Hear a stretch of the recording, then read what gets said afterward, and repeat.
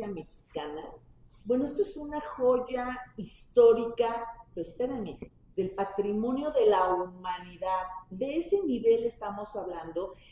Sin embargo, muchos de nosotros los poblanos desconocemos que estamos casi sentados en un boleto de lotería por cobrar.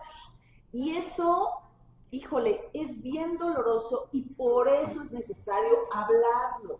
¿De qué se trata la constancia mexicana? Eh, ya se empezó en una primera etapa como museo textil, porque estas máquinas, incluso todo lo que es el inmueble, wow, esto es una rareza a nivel mundial y claro que las principales instancias mundiales tienen los ojos puestos en la constancia mexicana, pero los poblanos no, o cómo está la cosa. Me da mucho gusto recibir al doctor Humberto Morales. Él es amigo de casa, politólogo, historiador, bueno, tiene unas cartas credenciales muy largas, pero en esta ocasión lo invitamos porque, a ver, es guardián académico de la constancia mexicana, porque, bueno, se inauguró esta primera etapa del Museo Textil y fue nombrado por el mismo gobernador Alejandro Armenta. Y ahora, bueno, pues está en una pausa, ya hay nuevas directoras, ¿no?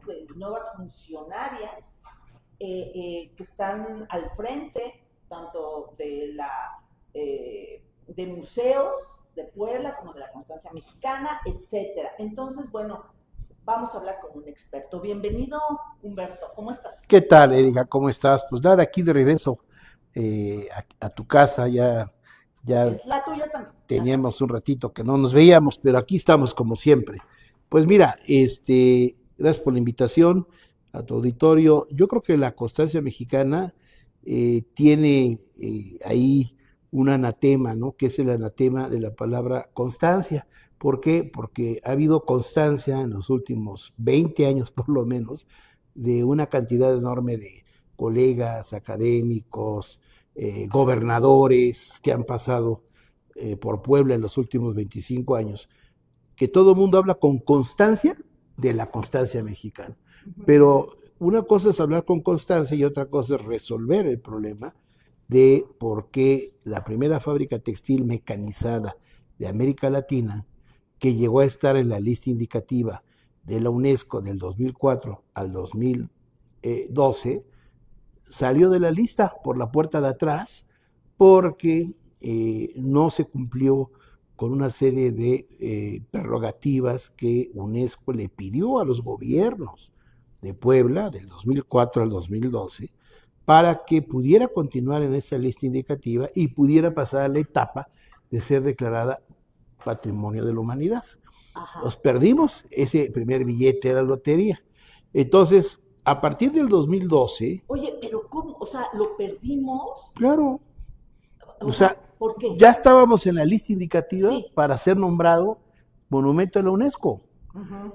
Se hicieron recomendaciones a México de que se tenía que cuidar del inmueble. Estamos hablando de un inmueble de 30,000 metros cuadrados. Uh-huh. No crees que es solamente la nave vieja y la nave de los años 20 del siglo XX. Sí. Estamos hablando de todo lo que fue esa utopía fabril, que es todo ese cuadrilátero, ¿no?, que abarca lo que se concesionó a Fundación Azteca para hacer la famosa Escuela de Música y todos los perímetros aledaños, tanto de la toma de aguas como de la propia escuela Esteban Antuñano, que estaba a un costado del lado noreste de la fábrica, y una serie de elementos tipológicos de lo que fue las viviendas obreras, el barrio obrero, los extrabajadores.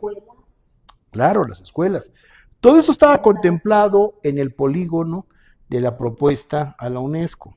Hasta el supercito, donde se iban allá a abastecer las familias. Bueno, y no solo eso, acuérdate de un famoso que se convirtió en restaurante, el Sindicato, ajá. Que en realidad era el inmueble del Sindicato de Trabajadores de la Constancia, que tenía su propio cine, su propio teatro, que incluso los dueños de ese restaurante, que no sé ahora qué sea, porque creo que está cerrado, Sí, creo que a está mí también me cerrado, parece, sí. tuvieron por lo menos el tino de conservar una serie de elementos icónicos de la cultura obrera, que cuando uno iba a comer ahí, veía en las paredes ciertos rasgos de lo que fue la cultura obrera y de la época del Art Deco mexicano de los años 20 del siglo XX. Era una verdadera joya arquitectónica y patrimonial. Bueno, pues todo eso formaba parte de este lenguaje Ajá. en el que la constancia aparece como miembro de la lista indicativa. Entonces, desgraciadamente, se hicieron una serie de intervenciones, de modificaciones, la constancia perdió parte de este lenguaje de inmuebles, la escuela acabó siendo trasladada a otro lugar, se puso un museo del automóvil que no tenía ningún sentido que estuviera ahí. En fin, se hicieron una serie de modificaciones desafortunadas que provocaron que la UNESCO castigara a México y decir, pues ya perdió sus elementos icónicos, va para afuera, ¿no? Entonces, a partir del 2012, hemos estado insistiendo, tanto el Comité Mexicano de Conservación de Patrimonio Industrial, como académicos de la propia UAP, como Tereventura, su seminario de patrimonio industrial que tiene el Instituto de Ciencias Sociales de la UAP, otros colegas arquitectos, ¿no? Que han estado con nosotros en los últimos 20 años discutiendo el tema, lo hemos llevado a congresos internacionales, pues insistiendo con los gobiernos, desde que estaba el gobierno de Rafael Moreno Valle, después de esas intervenciones que se hicieron, pedimos varias veces y por escrito, con apoyo internacional, que por favor los escucharan para que se regenerara estas áreas que fueron intervenidas de manera desafortunada, porque la constancia tiene un valor patrimonial importante. Claro. Desgraciadamente, pues nunca se nos hizo caso. Los usos que se le dieron fueron muy controvertidos porque no sé si tú sepas o te acuerdes que cuando se hizo el decreto de expropiación con el gobernador Melquiades Morales, en ese decreto se especificó que se iba a crear un centro para la cultura y las artes y se iba a hacer la sede del Museo Textil. Eso está en la exposición de motivos del decreto que expropia la constancia ya como un inmueble al servicio del gobierno del Estado a través de la Secretaría de Cultura. Y no se echó. Así se quedó el decreto. Ajá. En la práctica, el decreto fue modificado en la administración de Rafael Moreno Valle para, primero, poner en comodato de la Fundación Azteca la parte de los caseríos de empleados, ¿no? Donde está la parroquia, ¿no? Y donde está, digamos, la frontera de la entrada principal del jardín que da hacia el acceso de la nave nueva, se le da en concesión a Fundación Azteca. Fundación Azteca hace la petición de que le den en comodato porque ella financió en parte la remodelación de todo el conjunto, lo cual es cierto. Obviamente se invirtió mucho dinero privado en esa remodelación y digamos que fue una remodelación en términos generales aceptable, porque de eso a nada era una ruina, la ex fábrica era una ruina, pues digamos que la levantaron del suelo. Claro, el tema fue el comodato, que está vigente, tengo entendido. Eso no era mala idea. El problema fue que no se continuó con el proyecto de intervenir todo el lenguaje de lo que era el recinto, el sitio, con la idea de preservar la presencia de los extrabajadores, crear un archivo de la palabra, contextualizar el tema de la parroquia y el servicio de culto religioso, que hasta la fecha se da los días domingos, con el lenguaje de todo el inmueble y que se musealizara la nave vieja para crear el Museo Textil mexicano. Esa era la propuesta original. Eso ya no se llevó a cabo porque... se iba a llevar a cabo. Era la propuesta, claro. Porque yo me acuerdo, bueno, hace un año nosotros hicimos un reportaje, me parece que todavía está ahí en redes, lo puede checar en los conjurados. Estaba la directora de museos, sí, la doctora la maestra Farfán, sí. Ajá. Y bueno, estaba esto muy atractivo, se estaba haciendo todo un gran esfuerzo para darle una estructura. Incluso también había una sala dedicada a las primeras mujeres obreras. Sí. o sea, había unas cosas Se hizo una que primera etapa, prometían. se hizo una Ajá. primera etapa. ¿Y qué pasó, Humberto? Bueno, esa primera etapa lo hizo la directora de museos con la idea de que el día 7 de marzo, que fue declarado por el Congreso del Estado Día del Trabajador Textil, y que es el día en que muere Esteban Antuñano, cofundador de la fábrica, para que el gobernador fuera, y fue además, a inaugurar esta primera etapa, que era el primer proyecto, digamos, museográfico de empezar a hacer el museo. Era todavía una muestra muy modesta, Sí, claro. pero ya anunciaba eso que tú dices, ¿no? Ajá. De estos elementos importantes de lo que sería la cultura inmaterial de la fábrica, ¿no? El papel de las mujeres, los niños, la parte pedagógica de la escuela de Antuñano, en fin. Digamos que fue un esfuerzo inicial muy importante. El gobernador lo inauguró, yo acompañé al gobernador, Claro, ahí, me ahí acuerdo. tú puedes ver los Te vi en las testimonios. fotos, ahí Claro, estabas, estuve claro. con él, yo le di la visita guiada. Mira, estamos viendo también parte de esto precisamente, de lo que te decía, la importancia de las mujeres Exacto. dentro, y esto ya se veía, la verdad, muy bonito. O sea, estos principios museográficos que ya empezaba a tener, decías, ay, va a estar padrísimo. Claro, fue algo que hicieron los colegas de museos con los pocos recursos que Ajá. tenían, después de que estuvo completamente abandonado el proyecto, te digo, del 2012 para acá. Sí. Ahora, ¿qué fue lo que pasó realmente con el espacio que Ajá. empezamos a musealizar ahí? Lo que pasa es que el gobierno de Moreno Valle decidió crear una serie de museos, Ujú. entre ellos el de la Casa de la Música de Viena, Sí. que fue muy controvertido, fue muy Sí. costoso, Sí. y se hicieron otros museos, De los títeres de niños, el Museo de la Música Mexicana. Sí. Vaya, la idea de hacer museos en un recinto como ese no era mala idea. El problema es que se les olvidó el Museo Textil, que es el fundamento del inmueble. Entonces se hicieron museos, se instala uno como la Casa de la Música de Viena, que no tenía, digamos, un lenguaje contextual con los museos mexicanos que se estaban haciendo ahí.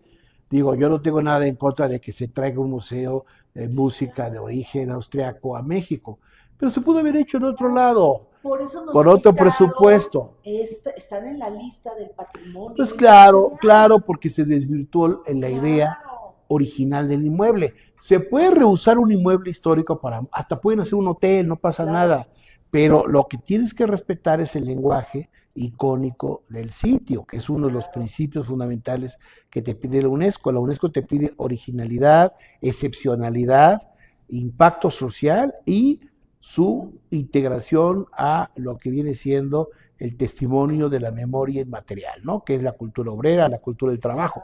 Son cosas que la UNESCO elementalmente te pide cuando tú vas a registrar un bien para hacer bien cultural. Humberto, ¿qué se puede hacer ahora? Pues mira, ¿Qué está pasando? Se hizo ese breve esfuerzo que Sí. tú recordaste muy bien. Sí. Creo que tú estuviste incluso en Pues los estuve ahí reportajes. metida en el Bueno, chisme, claro. después de ese 7 de marzo, no pasó gran cosa. Parece que no tuvieron presupuesto, no sé qué pasó ahí. Se quedó intacto el proyecto original.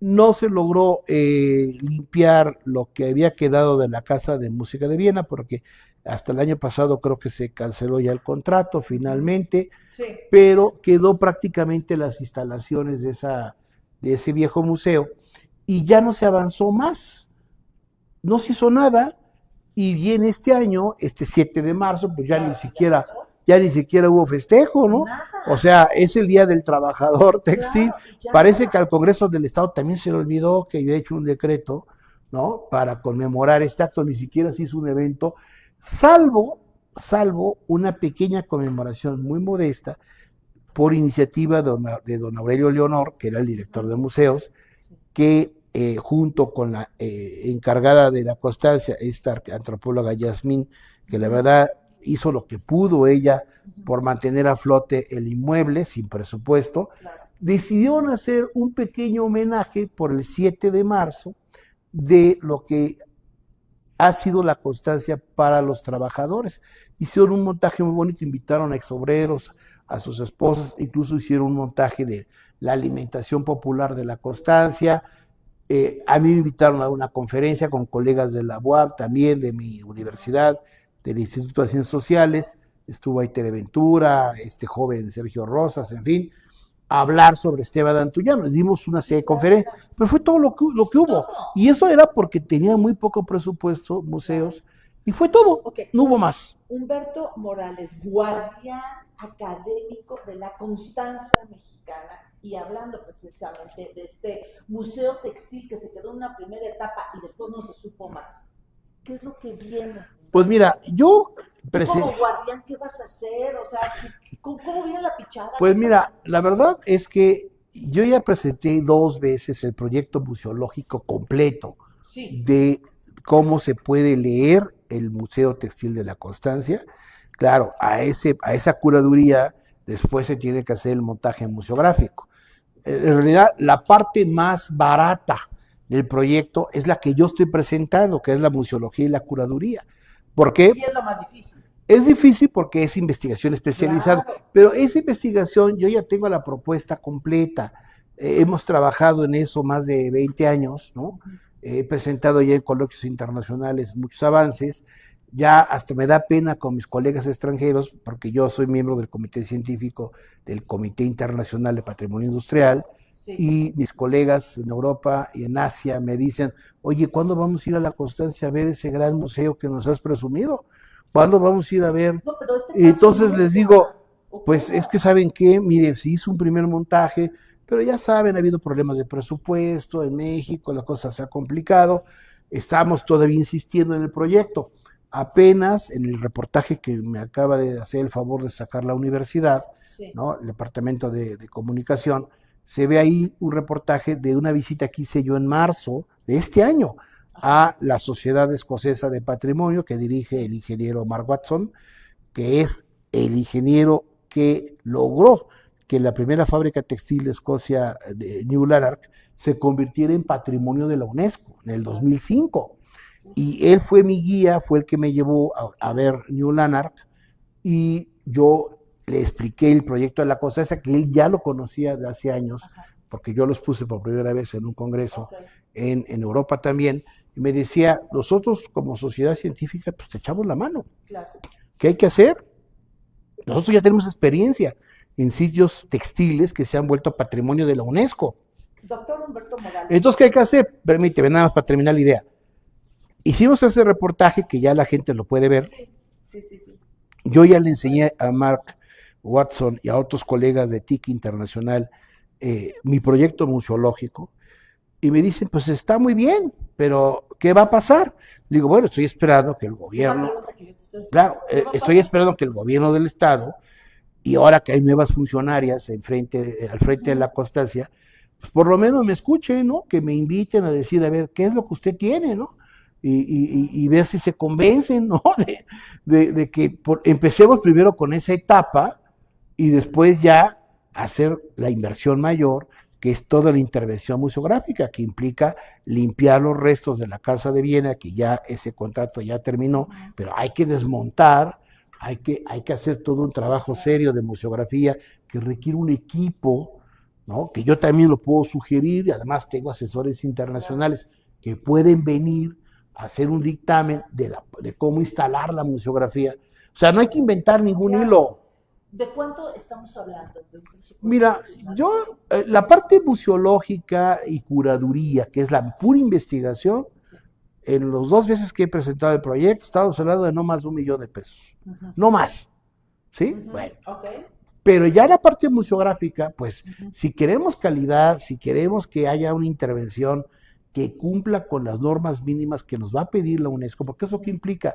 Implica sanear las aguas, implica meter tratadora de aguas para que eso no siga contaminando, implica desasolvar y limpiar los túneles de la fábrica, implica que Protección Civil, infraestructura, ayuntamiento, porque eso está dentro del Ayuntamiento de Puebla, se pongan a trabajar coordinadamente para hacer toda esta limpieza estructural que es requisito para que la museografía tenga sentido.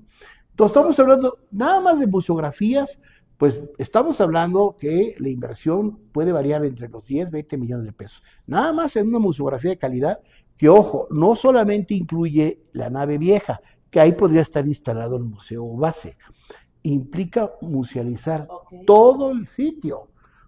Esto no quiere decir que Fundación Azteca se tenga que ir, no, se puede quedar, puede seguir en comodato. Lo que necesitamos es que permitan intervenir lugares de memoria que se pueden musealizar sin necesidad de alterar las funciones que ellos están haciendo. Doctor Humberto Morales, ¿es cuestión de dinero o es cuestión de voluntad política? ¿Qué es lo que hace falta o son las dos cosas? Yo no creo que sea un problema de presupuesto, porque estamos hablando de un presupuesto que para las inversiones que se suelen hacer en este país es bastante pequeño, La verdad, ¿no? Honestamente, no creo que sea un problema de dinero, porque además se puede recurrir a fondos federales, se puede recurrir a fondos internacionales, ¿no?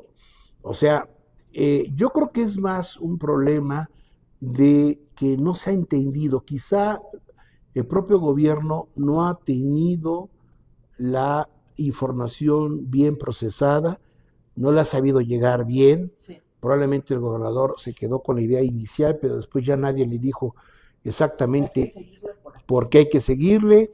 Yo creo que es más un problema de conocimiento, un problema de dejarse asesorar por quienes somos expertos en estos temas, Claro, porque ese tipo de temas no se pueden improvisar. claro. No podemos llegar con ocurrencias de que, pues, ay, me encontré a fulanito y a menganita, y pues como me caen bien, pues que ellos se encarguen. Eso no se puede hacer.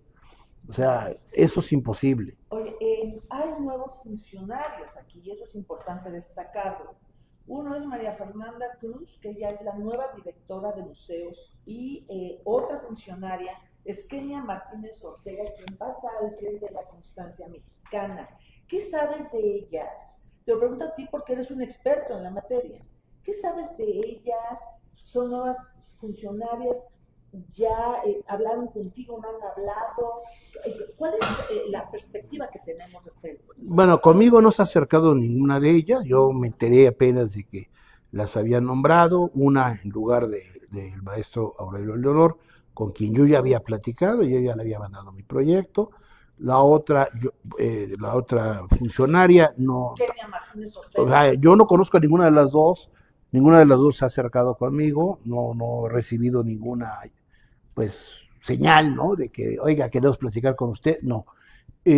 Yo, con mucho gusto, estoy a la mejor disposición de ir a platicar a museos, volverles a explicar el proyecto que yo ya había entregado hace más de un año. Quizás sería bueno tener esa reunión y pues vaya, yo conozco muy poco de su trayectoria porque lo que yo he visto en las redes y lo que circula de sus currículos, pues obviamente yo creo que ninguna de las dos tiene experiencia en actividades de carácter museográfico. O sea, Ni cultural, ni nada. vaya, no me quiero adelantar más Claro, porque conozco poco de lo que he visto, sí. pero evidentemente ellas van a necesitar asesoría de museógrafos profesionales, de gente que sepa de museos, en general, porque Museos Puebla controla 21 museos, y son museos culturales, son museos, algunos son de sitio, otros son museos temáticos, es decir, se requiere tener un equipo asesor de gente especialista en museos. De otra manera va a ser muy difícil que puedan hacer su trabajo.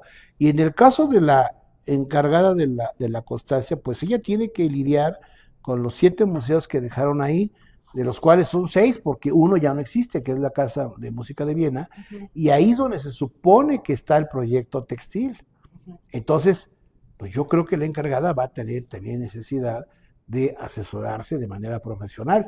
Yo estoy en la mejor disposición de platicar con ella y de darle consejos de quiénes le pueden ayudar y en qué yo les puedo ayudar para que esto llegue a feliz término. O sea, no se trata de buscar conflictos donde yo creo que no los hay. Claro, no, Se trata de sumar y voluntades.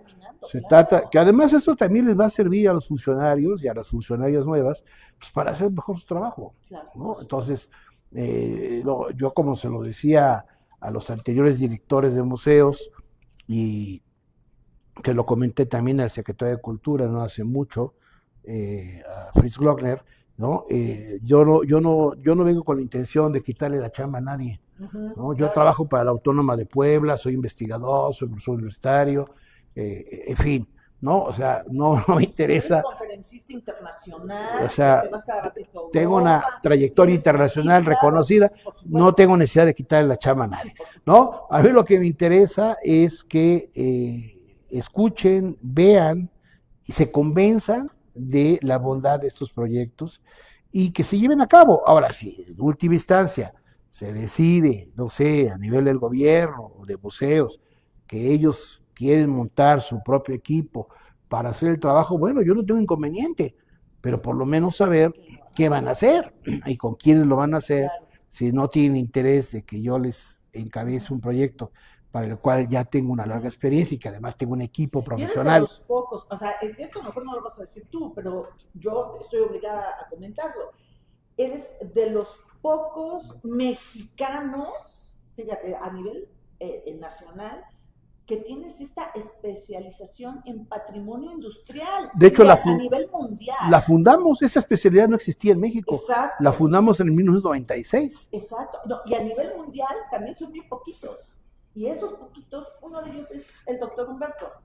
Y entonces, bueno, aquí hay una gran encrucijada en donde ojalá llegue al mejor término que las nuevas funcionarias, pese a que les falta este conocimiento museográfico y demás, bueno, pues se puedan asesorar. Pues sí, es la Y idea. que imagínense qué padre sería, ¿no? El gran el Museo Textil de Puebla y que sería un atractivo fenomenal. Es que, claro, Está hermoso además. Bueno, o sea, yo que fui a la primera etapa y eso era que la primera etapa me quedé de verdad con la boca abierta, así la baba. Dices, qué hermoso, qué orgullo, qué dignidad conocer toda esta historia de Puebla para el mundo, porque bien lo decías, es toda una idiosincrasia de un momento histórico. ¿Por qué? Pues porque eran, por ejemplo, los obreros, cómo era la forma de pensar, la comunidad, era toda una cultura, incluso dentro de la zona de Puebla. no, además hay que hacerle justicia a los trabajadores, ¿no? Claro. Es decir, no se explica la historia de ningún país si no hay un testimonio vivo y museográfico de lo que fue la cultura obrera.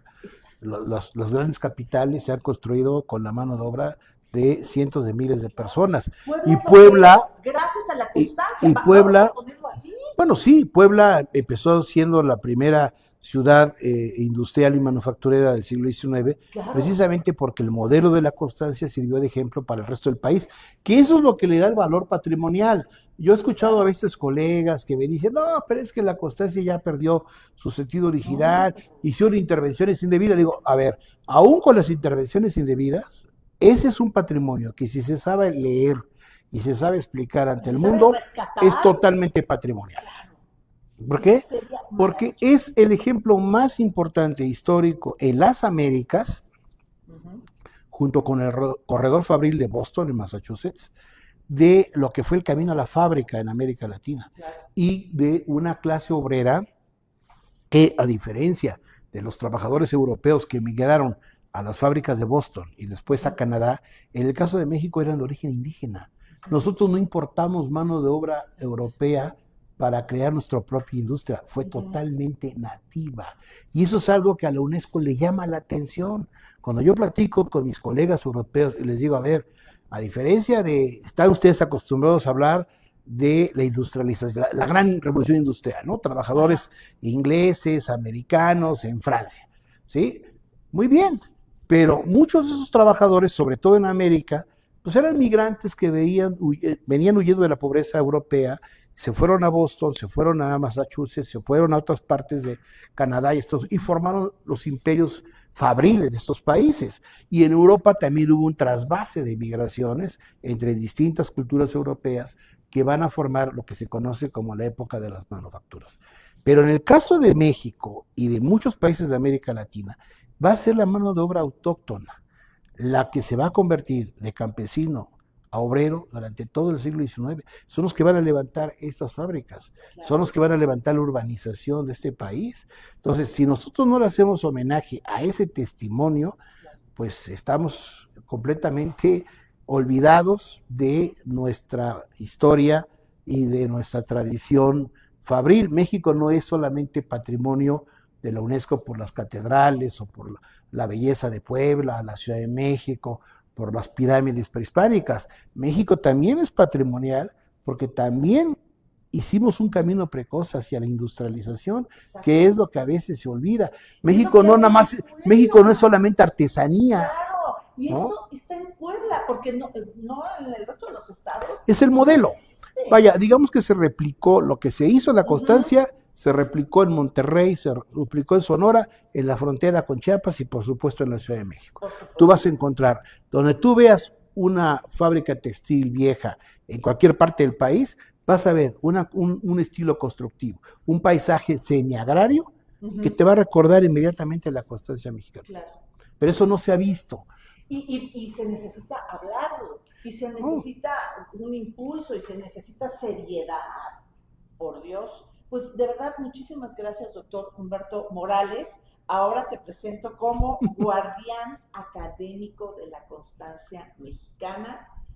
Y ahora entiendo por qué como guardián, pues estás hablando aquí con nosotros. Bueno, fue el nombramiento que me dio el gobernador, o sea, no es que yo lo invente, ahí lo tengo. No, pero además, porque bueno, nombramientos pudiera haber muchos. Puede haber muchos, claro. Pero, ¿no?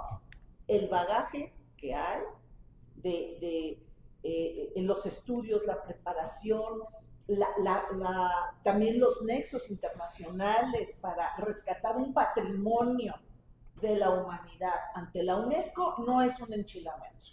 Y se necesitan en todo esto seriedad y conocimiento. Muchas gracias. Pues muchas gracias a ti por invitarme nuevamente y gracias por abrirme esta oportunidad con tu auditorio. Ay, por favor, si te gustó esta entrevista, dale like y compartir. Se necesita conocer la grandeza de Puebla, que muchas veces, ¿no? lo tenemos aquí juntito y ni cuenta nos damos. Repito, estamos sentados en un boleto de lotería y no lo sabemos. Esto de verdad es una verdadera pena y hay que sacudirse esto.